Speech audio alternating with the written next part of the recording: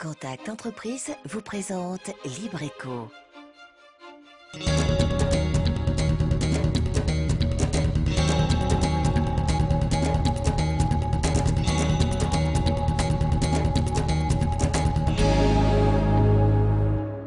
Salut à tous, c'est Libreco. Comme chaque mercredi, on se retrouve pour découvrir une entreprise de Lille, aller à la rencontre de ceux et celles qui la font vivre. Voici donc le sommaire de ce soir.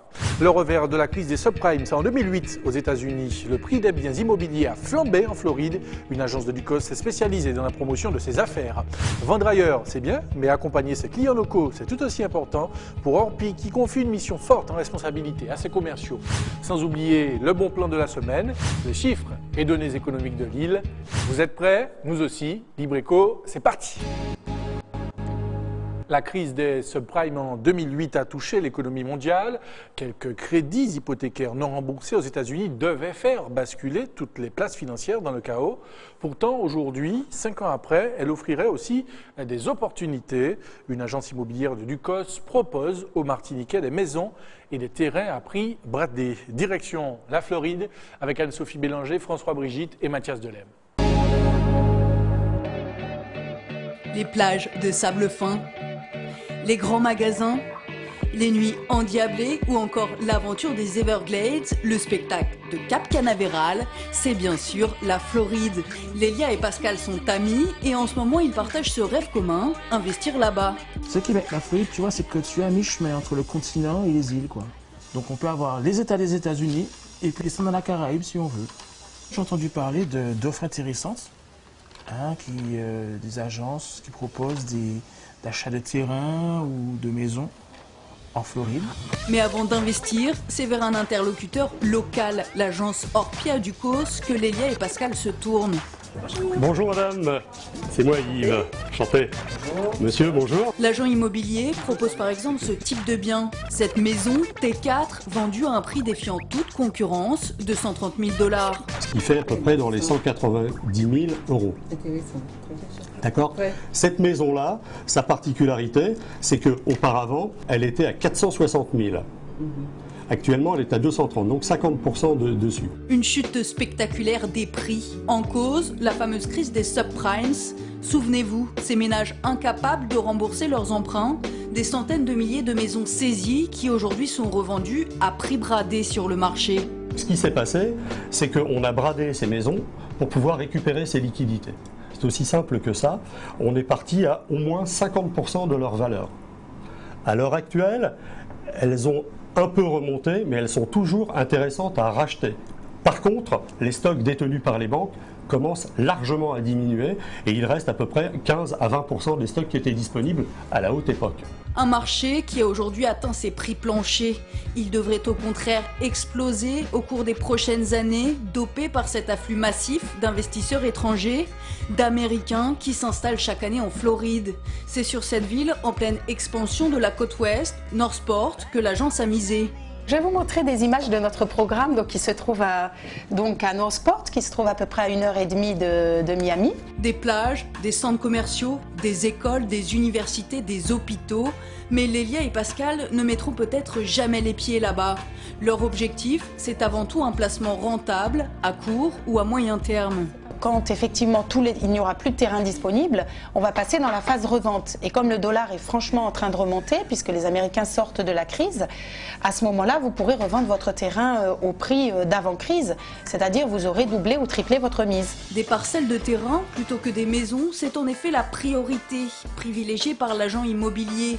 26 000 € pour une parcelle viabilisée de 1000 m², pour surtout éviter d'avoir à surmonter les charges qui reviennent aux propriétaires aux États-Unis. Vous n'avez pas de charges locatives, vous n'avez pas non plus à vous renseigner auprès d'une agence qui, elle, va s'occuper d'encaisser les loyers, de faire de la maintenance dans la maison, et vous n'avez simplement qu'à le laisser prospérer tel quel. Vous avez une charge qui est fixe et qui est de 2% du prix du terrain, ce qui correspond à l'heure actuelle à environ 200 € qui sont des impôts fonciers. Un argument de poids face à ces articles qui pullulent sur Internet. Attention, acheter un bien aux États-Unis, c'est jouable, mais il y a tout un tas de choses à ne pas négliger. Le lieu par exemple, car acheter c'est bien, mais il y a des charges. Tu douilles plein pot. Vous pouvez voir les appartements magnifiques, à des prix qui représentent un tiers des prix parisiens. Mais vous allez payer des charges astronomiques, 1 000 $ par mois pour un appartement. Les impôts représentent chaque année 2% de la valeur de votre bien. Le total des charges annuelles sera à minima de 20 000 $. Le rêve américain s'est en effet parfois transformé en cauchemar pour ces ménages, étranglés par des charges colossales. C'est vrai que lorsque les prix se sont effondrés, les tours d'appartements se sont vidés. Les appartements coûtaient très peu cher, les nouveaux propriétaires se sont installés et ils ont payé les charges de tout l'immeuble. Ils étaient 4 à 5 par exemple dans cet immeuble, eh bien ils se répartissaient les charges d'ascenseur, les fameux voituriers. C'est vrai que c'était possible il y a 3-4 ans. Maintenant, vous l'avez compris, beaucoup d'acheteurs ont investi sur place, ce qui permet de répartir davantage les charges. Qui sait les opportunités que réserveront ces biens immobiliers demain? Une chose est sûre, Orpi, Aducos, a su relever un défi, celui d'une petite agence locale partie à l'assaut d'un marché, d'une économie globale. Et pour voyager un peu en Floride avec nous, monsieur Yves Avion, bonsoir et merci d'être là. Monsieur Rosélie, bonsoir. Vous êtes donc le conseiller immobilier en charge de la vente aux États-Unis, à Orpi Ducos. Alors, d'abord, est-ce réellement intéressant d'acheter en Floride, comme on l'a vu sur ce reportage? Oui, sans hésitation. Sans hésitation. Vous l'avez vu, il y a énormément d'appartements qui ont été vendus, de maisons. Les prix étaient totalement bas. Ils ne peuvent pas aller plus bas actuellement. On a assisté depuis presque un an à une remontée de ces prix. C'est actuellement qu'il faut le faire. C'est ça, c'est la question que j'allais vous poser. Pourquoi est-ce le moment d'acheter? C'est la vraie bonne affaire parce que je crois que vous l'avez vu dernièrement, en ce qui concerne, j'avais apporté quelques courbes, on voit très bien que depuis l'an dernier, les prix remontent, il y a nettement moins d'appartements et de maisons, il ne reste plus, pour vous donner une idée, il y avait entre 7 et 800 000 appartements et maisons en vente à des prix bradés. C'était effectivement les soldes. Ces soldes ont duré près de 5 ans. Actuellement, les stocks diminuent très fortement et il reste, d'après les experts locaux, environ pour la fin de cette année encore de disponibilité. Donc ça, c'est important parce que les prix ont déjà commencé à remonter et ça va l'être davantage. Alors, d'ailleurs, je vais compléter ce que vous dites en donnant un chiffre concernant la croissance démographique en Floride. On dénombre 35 000 nouveaux habitants en plus par mois, ce qui n'est pas négligeable. Et puis un deuxième chiffre, peut-être afin d'informer nos téléspectateurs, concernant la prévision de croissance de la valeur moyenne du mètre carré. En 2013, on est à peu près 2 000 € le mètre carré. D'ici 2015, on devrait être aux alentours de 8 000 € le mètre carré. Justement, dans les 5 ou 6 années à venir, monsieur Avion, que vaudra l'immobilier en Floride? Parce que c'est la question importante à se poser quand on achète aujourd'hui. Tout à fait. Alors, il faut pondérer un peu les chiffres que vous avez, si je peux me permettre, monsieur Rosélie. C'est que de 2 000 à 8 000 €, effectivement, on voit que c'est 4 fois plus, mais il faut quand même comparer les appartements qui sont extrêmement bien situés, par exemple sur Miami, sur le front de mer, et puis des appartements qui sont, je dirais, à l'arrière-plan. Donc la moyenne, et nous, très sincèrement, et ce que j'ai vu sur place, je m'y rends assez fréquemment pour voir comment se comporte le marché, les plus basses estimations, c'est doubler en 5 ans. Oui, ce qui n'est pas négligeable. Ce qui n'est absolument pas négligeable, et ce qui est très loin de ce qui était fait encore en 2005-2006, au point de vue pic. Alors, question pratique pour ceux et celles qui nous regardent ce soir. Est-ce qu'il vaut mieux acheter dans l'ancien, dans le neuf? Alors, sans hésitation, dans l'ancien, parce que les prix sont bien moins chers que dans le neuf. Mais est-ce que ce sont de bonnes affaires?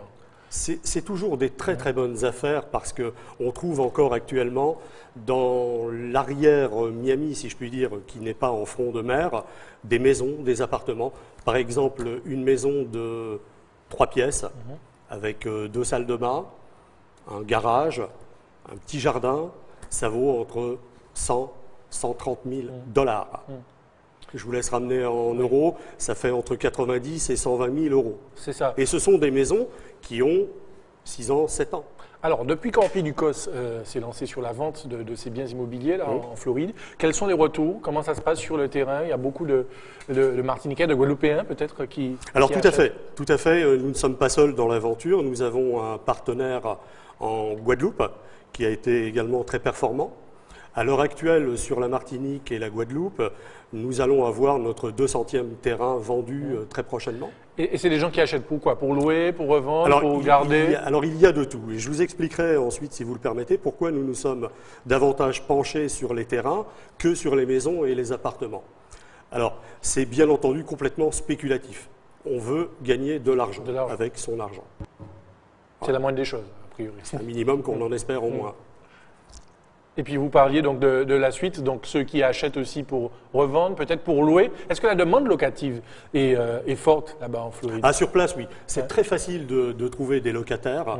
Ces locataires sont essentiellement des Américains qui n'ont pas pu actuellement acheter parce que, vous l'avez vu, après la crise des subprimes, les banques se sont fait tirer l'oreille et puis maintenant elles sont davantage frileuses pour pouvoir offrir des crédits à des gens qui ne sont pas tout à fait encore solvables. Mais par contre, ces personnes-là ont les moyens de louer. Et on trouve très facilement des locataires. Alors, Monsieur Avion, le téléspectateur qui vous regarde ce soir et qui se dit, bon, ok, ça peut m'intéresser, j'achète en Floride. Quelle garantie il a par la suite? Parce que c'est pas tout près, bon, même si c'est à 2-3 heures d'avion, mais c'est pas tout près. Quelle garantie il a d'avoir bien géré, d'avoir ses revenus locatifs? Par la suite, ça se passe comment? Alors, c'est extrêmement simple. C'est la même chose que vous pouvez trouver dans une agence immobilière de Martinique, qui est située, elle, en Floride, et qui va gérer le bien à votre place. C'est-à-dire, elle va trouver le locataire, elle va pouvoir gérer l'encaissement des loyers, elle va pouvoir également surseoir à la maintenance, et puis peut-être également les impayés. Oui, ça c'est le plus important, surtout quand on n'est pas sur place. Alors, c'est beaucoup plus facile aux États-Unis qu'en France. Quelqu'un qui ne paye pas son loyer, dans le mois qui suit, il est dehors. D'accord, donc c'est pas la même et sans problème, je veux dire. Il n'y a pas d'association. C'est vraiment dans la mentalité américaine quelque chose qui est bien ancré et qu'on sait. On ne paye pas son loyer, on est mis dehors. Alors, vous restez avec nous. Le rêve américain d'Orpi Ducos n'a pas fait oublier la réalité du terrain local à ses agents immobiliers. Un métier qui réclame de la psychologie, mais aussi de la détermination sur un secteur malmené par la crise. Regardez. Si l'agence d'Orpi s'est pris à rêver des États-Unis, elle reste profondément enracinée dans le paysage martiniquais. Tous les jours, Virginie sillonne l'île en quête d'opportunités, mais aussi à la rencontre de ses éventuels acquéreurs. Les clients actuellement sont de plus en plus exigeants par rapport à Internet. Donc vous allez sur Internet, vous visionnez des photos, etc. Donc c'est vrai que quand un client passe, choisit un agent immobilier, c'est vraiment parce qu'il n'a pas de temps à perdre. D'une part, et il recherche vraiment le professionnel qui pourra bien l'orienter en fonction de ses critères, en fonction de sa recherche, de sa demande.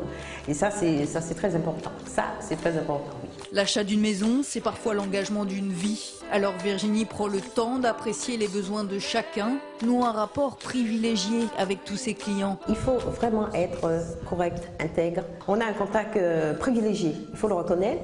Et ça, c'est important que le client vous choisisse comme son agent immobilier. Une relation qui s'inscrit parfois sur le long terme. Mais dans ces rapports humains, il faut aussi avoir un certain pouvoir de négociation, une force de conviction. Cécile est aujourd'hui avec un client au téléphone. Son objectif, lui faire baisser le prix de vente surestimé de sa maison, car elle vient de trouver un acquéreur. Écoutez, vous savez, votre maison est restée sur le marché depuis 2-3 mois déjà. Nous avons déjà fait 2-3 visites et aujourd'hui nous avons la meilleure offre que je puisse vous proposer. Donc avec de tels clients, vous ne pouvez pas refuser, monsieur. Pas si facile, pourtant, un quart d'heure plus tard, Cécile parviendra à convaincre son client, et pour son bien. C'est vrai que c'est une période de grand stress pour le propriétaire et également le futur acquéreur, puisque ce sont des choix de vie. On achète une maison, en général, c'est pas comme une voiture où on va changer au bout d'un an ou deux. Là, c'est un choix de vie. On est parti peut-être pour 10 ou 20 ans. Notre acquéreur et notre vendeur sont très stressés. Donc nous, on doit surtout les rassurer. Notre rôle essentiel est de les rassurer. À la fois non pas de ne pas non plus leur mettre une pression. Nous, on est là pour les accompagner. On a vraiment un rôle d'accompagnement qui est très important.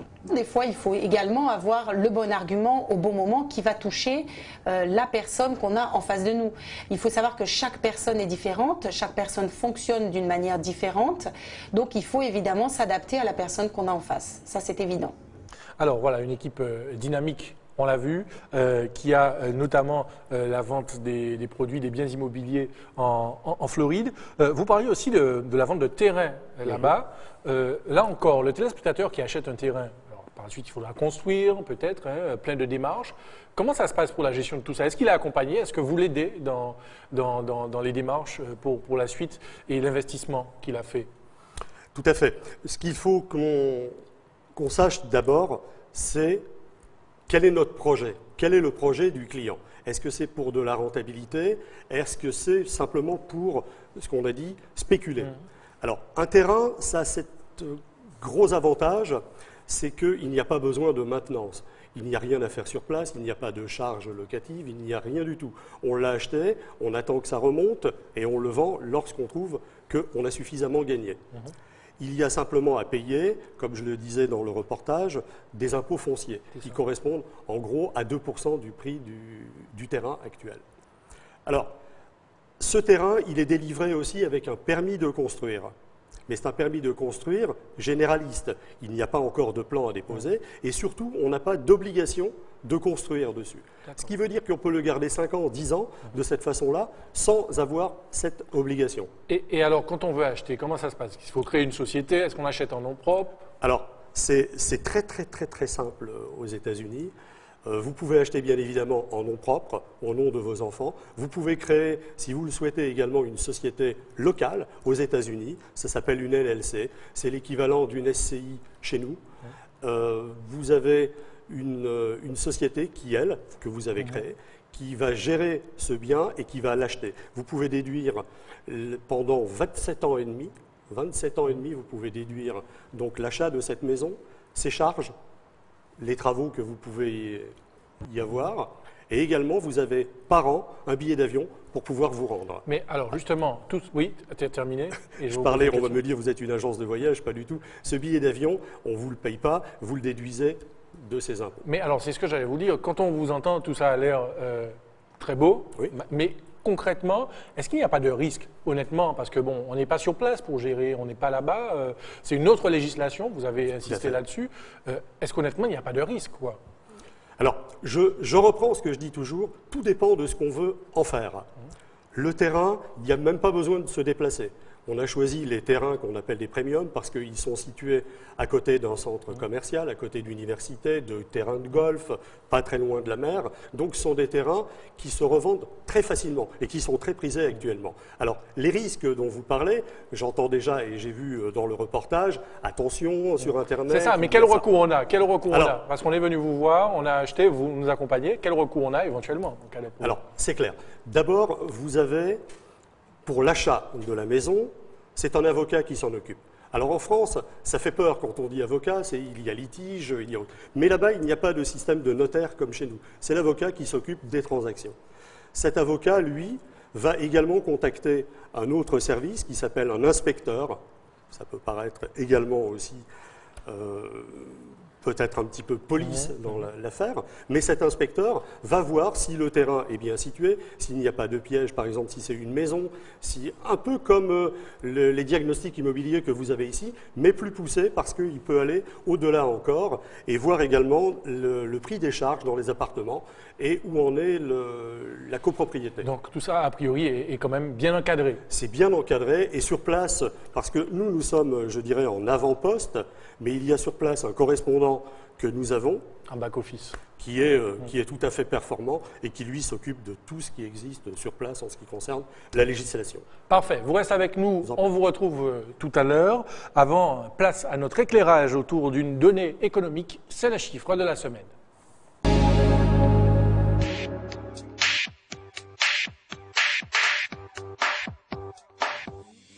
4,1%, c'est le pourcentage d'augmentation du nombre des demandeurs d'emploi en Martinique en 2012 par rapport à l'année précédente. Parallèlement, on enregistre un effondrement du nombre des offres d'emploi sur la même période de 30,7%. 8300 offres d'emploi ont été collectées en 2012 contre 11 970 en 2011. Ces chiffres témoignent d'une nouvelle dégradation de la conjoncture économique dont on ne voit pas pour l'instant comment elle peut s'améliorer. Allez, tout à fait autre chose à présent. Comme tous les mercredis, on découvre un concept innovant. Un porteur de projet, c'est le bon plan de la semaine. Chiquetaille de morue, bavette façon grand-mère ou courbouillon de poisson, dessert compris, ce menu ne coûtera que 18 € à cette cliente. Au restaurant Coup de pouce, la cuisine du terroir arrive dans les assiettes grâce à des jeunes en recherche d'emploi. Pour Marc, le restaurant est arrivé au bon moment. J'ai été amené à travailler dans ce cadre-là parce que M. Bridas, on s'est rencontrés. Et puis en même temps, monsieur a allé chercher des gens, mais qui avaient déjà la capacité en cuisine pour apprendre aux jeunes d'apprendre encore plus, d'évoluer. Et puis, M. Bridas m'a dit ça, et puis je cherchais du boulot en même temps aussi. C'était une bonne opportunité pour moi, mais même pour les jeunes aussi, parce que je les apprends le savoir. Et il y a une bonne équipe, rien à dire. Ah oui. En salle, l'ambiance est détendue, une vue imprenable sur la mer et des clients satisfaits. Un cadre rêvé pour découvrir une cuisine locale et savoureuse. Une salade de morue et les crudités saison. C'était très bien, une bavette. Façon grand-mère, très bien. Et le pain maison, il est très bon.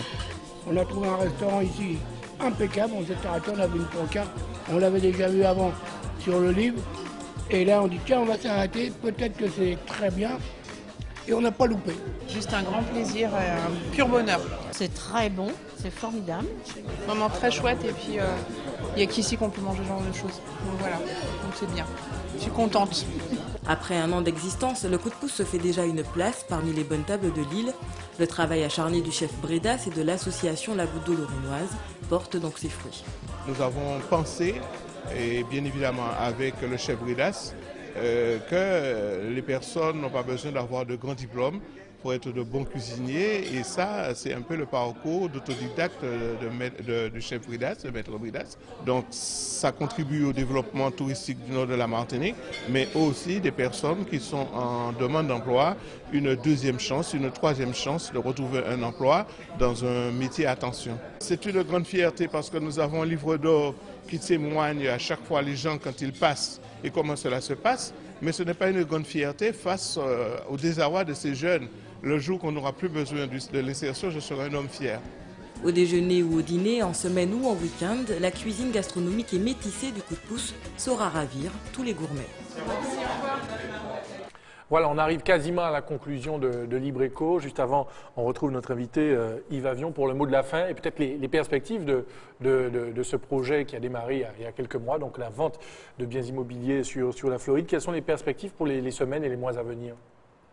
Écoutez, je crois que vous l'avez compris également et que les personnes qui nous écoutent aussi, ça va être quelque chose de tout à fait éphémère. C'est le moment d'acheter, je dirais, c'est la fin des soldes, c'est la fin de la braderie. Si vous avez véritablement envie au moins de vous renseigner, venez, nous vous donnerons tout ce qui est utile à savoir. Il n'y a pas d'escroquerie, il n'y a pas d'arnaque, c'est simplement ce qu'on parlait tout à l'heure, les pièges à éviter. Ben, les pièges à éviter, c'est d'agir en connaissance de cause. Actuellement, on l'a vu, ça vaut le coup d'acheter, ça ne va pas durer. Venez nous voir, on le fera. Les perspectives, eh bien, en ce qui concerne au moins les États-Unis et plus particulièrement la Floride, ça va se terminer très probablement fin de l'année prochaine.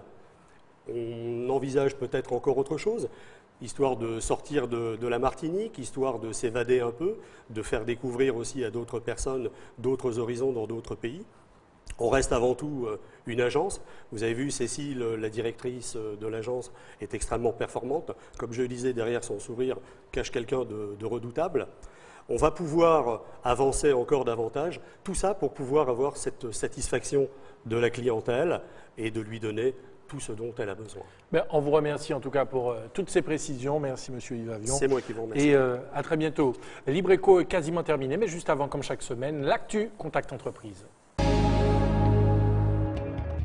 Jeudi 4 avril à midi, Contact Entreprise organise un déjeuner-débat au bénéfice de ses adhérents. Victor Robert Nugent interviendra sur le thème « Comparaison économique des 4 départements d'outre-mer ». Voilà, en espérant que vous avez pris bonne note, Libreco est maintenant terminé.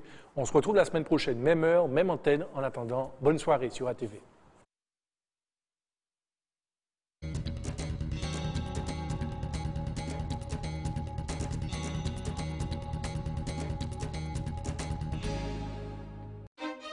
Contact Entreprise vous a présenté Libreco.